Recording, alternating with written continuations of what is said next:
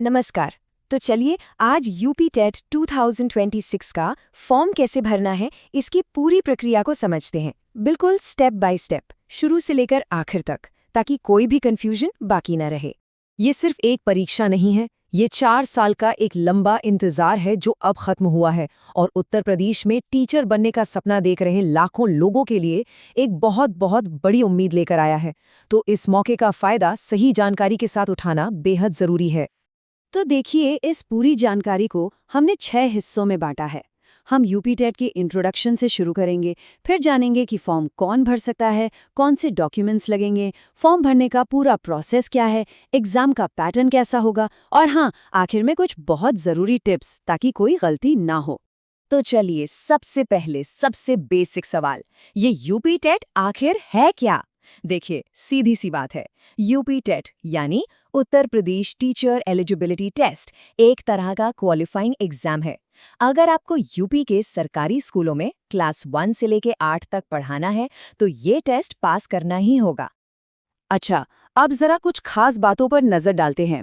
इस बार परीक्षा यूपीएसएससी यानी उत्तर प्रदेश शिक्षा सेवा चयन आयोग करा रहा है।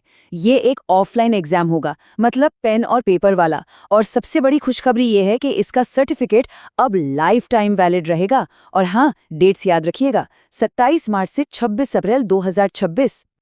अब इन तारीखों पर तो भाई खास ध्यान देना है। ऑनलाइन फॉर्म भरने की शुरुआत होगी 27 मार्च से और ये चलेंगे 26 अप्रैल तक। फीस जमा करने की आखिरी तारीख भी 26 अप्रैल ही है। और सबसे ज़रूरी बात, एग्ज़ाम की तारीखें हैं 2, 3 और 4 जुलाई 2026। तो इन डेट्स को कहीं पर नोट करके रख लीजिए।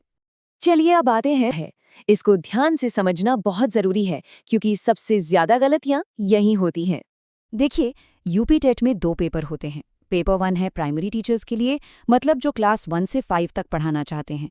और पेपर 2 है अपर प्राइमरी टीचर्स के लिए, जो क्लास 6 से 8 तक पढ़ाएंगे। जाहिर है, दोनों के लिए क्वालिफिकेशन भी अलग-अलग है। अब पेपर 1 की योग्यता को थोड़ा डिटेल में समझते हैं। अगर ग्रेजुएशन के साथ 2 साल का DELED किया है या फिर 12वीं के बाद 4 साल का BELED कोर्स किया है तो आप बिल्कुल योग्य हैं। और सबसे अच्छी बात यह है कि अगर आप इन कोर्सेज के फाइनल ईयर में हैं ना, तब भी आप अप्लाई कर सकते हैं। इनके अलावा भी कुछ और विकल्प हैं, तो नोटिफिकेशन को एक बार ध्यान से जरूर पढ़िएगा। ठीक इसी तरह पेपर 2 के लिए भी कई ऑप्शंस हैं। ग्रेजुएशन के साथ DELED या BEd वाले उम्मीदवार अप्लाई कर सकते हैं। और यहाँ भी खास बात यह है कि BEd के फाइनल ईयर वाले स्टूडेंट्स भी एलिजिबल हैं। तो अपनी क्वालिफिकेशन के हिसाब से आपको सही ऑप्शन चुनना होगा। ये एक बहुत ही राहत की खबर है। यूपी टेट परीक्षा के लिए कोई भी अपर एज लिमिट यानी ऊपरी आयु सीमा नहीं रखी गई है। इसका सीधा सा मतलब है कि अगर आप क्वालिफिकेशन पूरी करते हैं तो आपकी उम्र कोई रुकावट नहीं बनेगी। ठीक है, अब हम आते हैं फॉर्म भरने के एक नए और बहुत ही ज़रूरी स्टेप पर, जिसे कहते हैं OTR यानी कि वन टाइम रजिस्ट्रेशन। ध्यान रहे, इस बार से ये सभी के लिए कंपलसरी कर दिया गया है। इस बात को एकदम गांठ बांध लीजिए, मेन यूपीटीटी फॉर्म भरने से पहले OTR रजिस्ट्रेशन करना ही पड़ेगा। इसके बिना आप आवेदन प्रक्रिया में आगे बढ़ ही नहीं सकते। ये बस एक बार की प्रक्रिया है जो आगे भी आपके काम आएगी। OTR का प्रोसेस बहुत सीधा साधा सा है।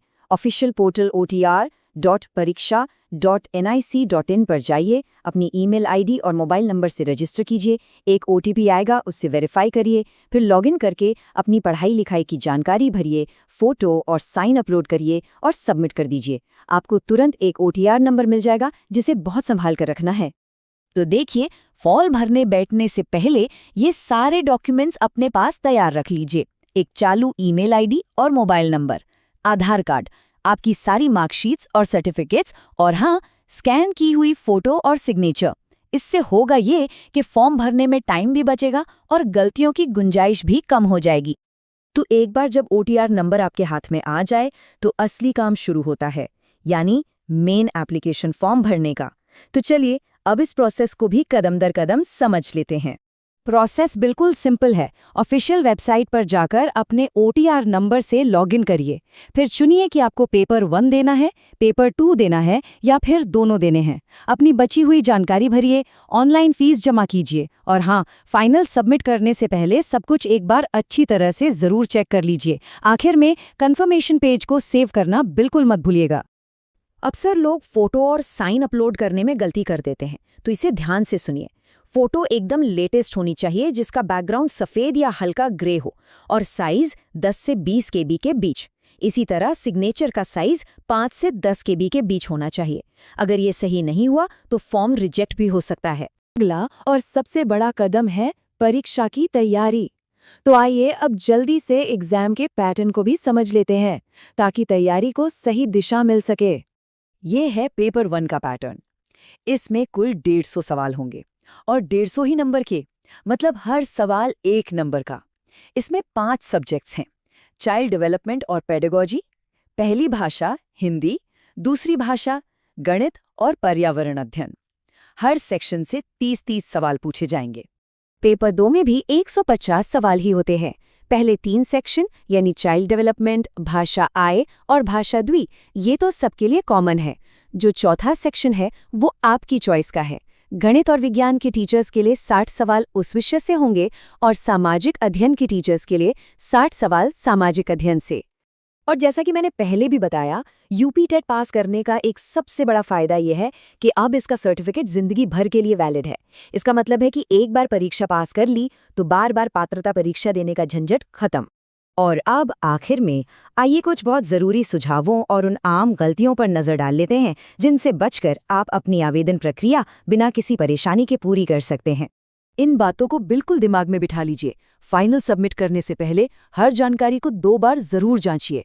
अगर फिर भी कोई गलती हो जाती है तो 1 मई को सुधार का एक मौका मिलेगा।